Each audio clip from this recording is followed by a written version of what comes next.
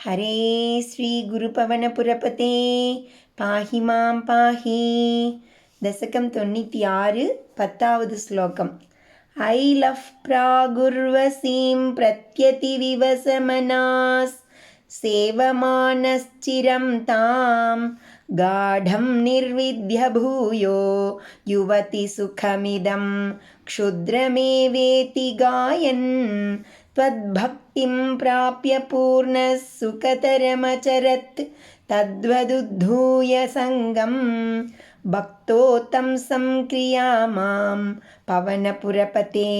हन्त मे रुन्धिरोगान् ऐलः प्राग् उर्वशीं प्रति अति विवसमनाः सेवमानः चिरं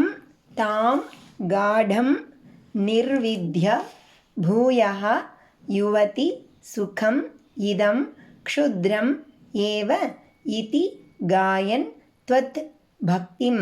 प्राप्य पूर्णः सुखतरम् अचरत् तद्वत् उद्धूय सङ्गं भक्त उत्तंसं क्रिया मां पवनपुरपते हन्त मे रुन्धि ரோகான். பிராக் முன்பு ஐலஹ இளையின் மகனான புரூரவஸ் என்ற மன்னன் உர்வசீம் பிரதி ஊர்வசியை குறித்து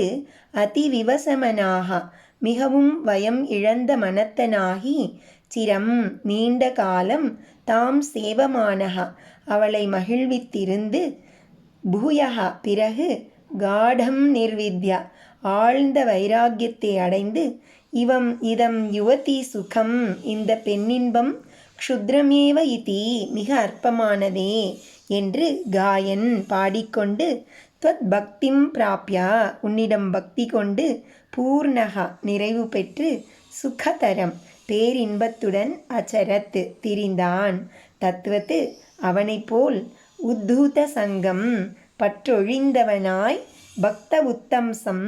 தலை சிறந்த பக்தனாய் மாம் கிரியாக என்னை ஆக்கி அருள்வாய் பவனபுரபதே குருவாயுபுரீஷா ஹந்தா அந்தோ கஷ்டம் மே ரோகான் ருந்தி தடையாயுள்ள எனது நோய்களை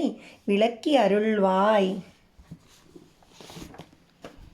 முன்னொரு காலத்தில் ஐலன் புரூரவஸ் என்ற ஒரு அரசன் ஊர்வசி என்ற அப்சர ஸ்திரீயிடம் மிகவும் மோகமடைந்து நீண்ட காலம் அவளை அனுபவித்த பிறகு இந்த ஸ்திரீ சுகம் அல்பமானதே என்று பாடிக்கொண்டு திடமான வைராக்கியத்தை அடைந்து உம்மிடம் பக்தியை அடைந்து மனநிறைவுடன் சுகம் மிகுந்தவனாக வாழ்ந்தான். குருவாயூரப்பா, அதைப்போல் என்னையும் பற்று நீக்கி சிறந்த பக்தனாகும்படி செய்தருள்வீராக.